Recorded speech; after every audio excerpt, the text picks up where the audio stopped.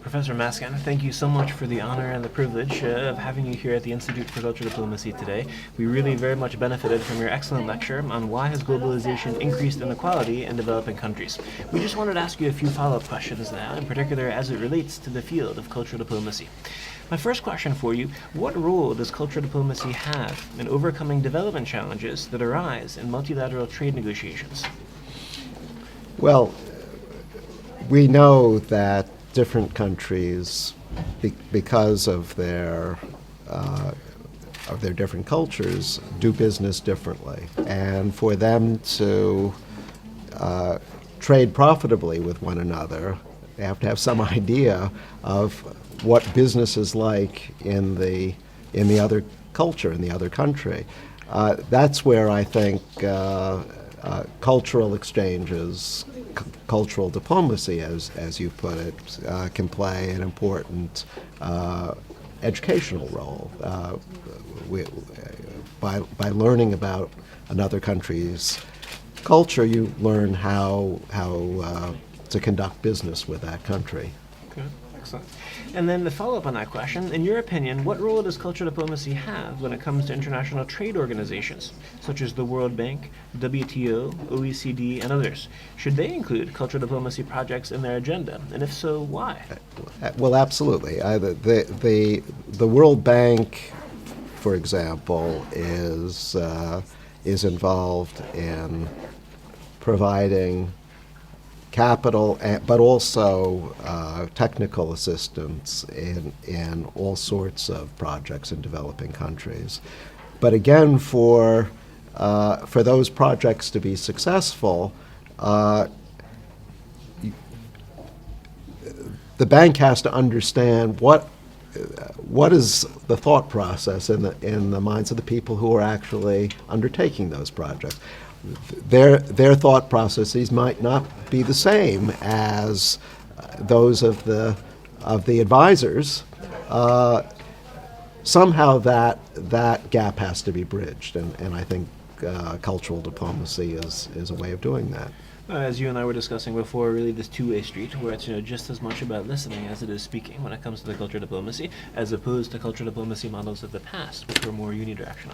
So I fully agree. I fully agree. My colleague would also like to ask a few questions. Yeah, if I could just maybe move it to a more private sector role for cultural diplomacy.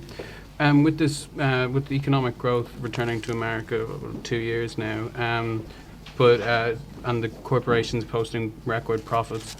And what do you think the responsibility of corporations is to the people, to society, and in promoting growth and jobless or recovery of jobs?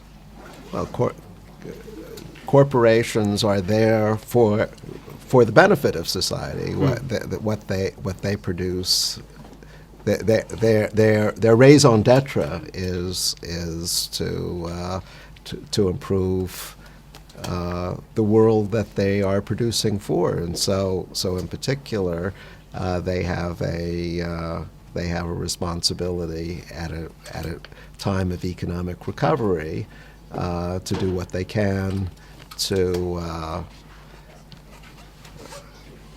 hire workers, Sure. train workers.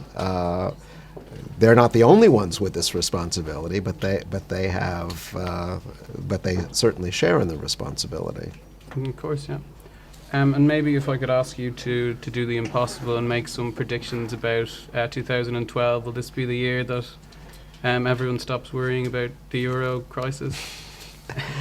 Yeah, I find the euro crisis to be a tragedy in the sense that it's an artificial problem. It's a problem. It's a problem of a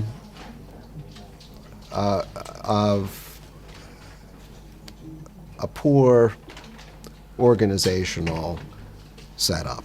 If the European Monetary Union, which quite successfully unified monetary policy in the Eurozone, had at the same time unified fiscal policy, we would never have had a euro crisis in the first place. It was the failure to take care of the fiscal side, the tax and Sure. spend side, to have some integration of fiscal policy in Europe.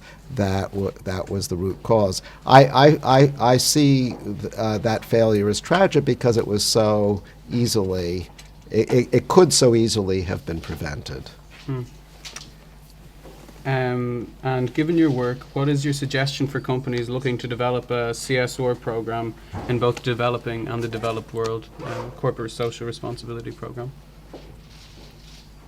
Well, I think such programs are very useful. As I was saying before, corporations are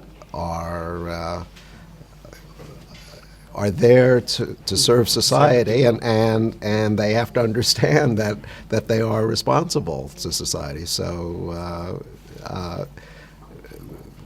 to the extent that programs Sure. like these make corporations aware, that's all for the good. Okay. Professor Maskin, I would like to thank you once again for having made the journey to Berlin, for the excellent lecture, and also for answering some of the questions in the interview. We really appreciated it. It's a pleasure. Thank you for the Pleasure. invitation. Thank you very much. Thank you very much. Thank you. Thank you.